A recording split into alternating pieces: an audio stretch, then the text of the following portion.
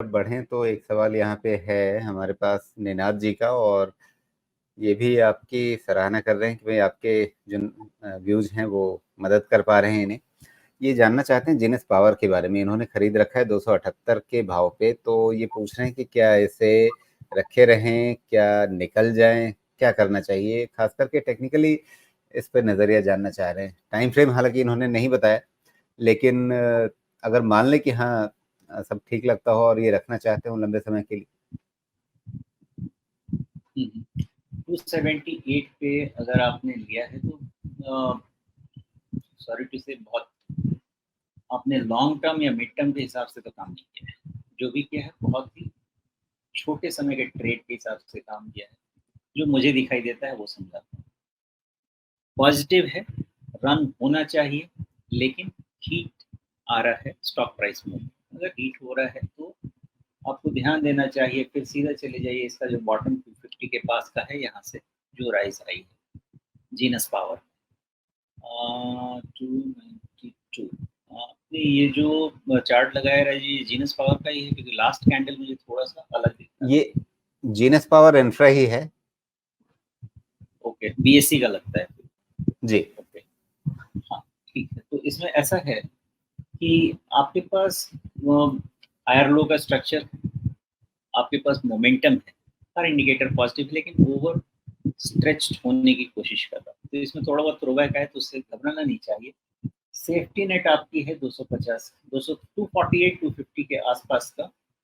अगर बहुत छोटे समय का ट्रेड है तो 248, 250 को ऑब्जर्व करना चाहिए। उसके नीचे में होगा क्या कि एक टेम्पररी टॉप बन जाए, लेकिन बहुत फर्क उससे फिर पड़ेगा नहीं। ओवर हीटेड है, उसको निकलने के लिए वहां तक जाना चाहिए। तो पहला, जो बहुत कंजर्वेटिव इन्वेस्टर्स हैं, 248, 50 के आसपास का ध्यान रखना चाहिए। लेकिन जो एग्रेसिव हैं और जो थोड़ा 3 महीने के आसपास वाले हैं, उनको 230-32 के आसपास का ध्यान रखना चाहिए। बिकॉज उसके पहले में किसी भी तरह का इसमें जो राइज शुरू हुई है वो खत्म नहीं। ये दो लेवल को ध्यान रखना चाहिए। और अभी भी इसमें इतना ताकत है कि ये आपको ऑल टाइम हाई जो इसका है वो जाके एक बार फिर से टेस्ट कर सकता है। ये ताकत है, एज लॉन्ग एज आपकी नीचे वाली चीजें बची हुई। जी।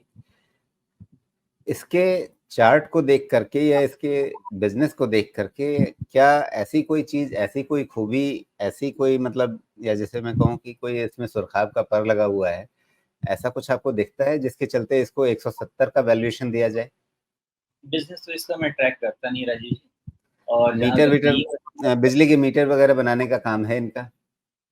हाँ, इनका जो अर्निंग्स ट्रैजेक्टरी है बहुत ही लंबी दिख रहा है, कभी इसलिए घाटा इनको कभी फायदा, कब क्या होगा कुछ पता नहीं। हाँ, तो कहीं पे भी कोई कंसिस्टेंसी नहीं है। और अगर इन आइसोलेशन वैल्यूएशन को डिस्कस किया जाए तो स्काई रॉकेटिंग है, बहुत ही एक्सपेंसिव। किसी भी तरह से वैल्यूएशन इसके तो फेवर इतना में भाव क्यों देना है? इतना भाव क्यों देना है? इन्वेस्टमेंट के हिसाब से तो नहीं दे सकते, कहीं से नहीं दे सकते। अब जो दे रहे हैं शायद कुछ और जानते होंगे बिजनेस के बारे में, जो कि मैं नहीं जानता हूँ। इसलिए मैं जो मेथड जानता हूँ उस मेथड से एसेस कर लेता हूँ। जी।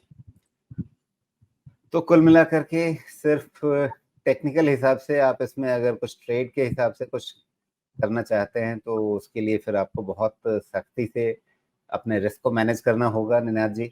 और रिस्क मैनेज करना इसमें आपको बहुत ज़रूरी इसलिए होगा क्योंकि वैल्यूएशन या कंपनी का कामकाज वगैरह जो है वो उतना कोई भरोसा जगाने वाले नहीं हैं। तो इसलिए कुछ भी करें तो ये ध्यान में रख करके करें कि काफ़ी एक रिस्क वाला ट्रेड ट्रेड ही होगा, इन्वेस्टमेंट नहीं होगा। ट्रेड होगा जो काफ़ी रिस्की होगा। उसमें रिस्क मैनेजमेंट आपकी सबसे पहली प्राथमिकता होनी चाहिए। उसके हिसाब से ही आप इसमें कुछ करें तो वो बेहतर है।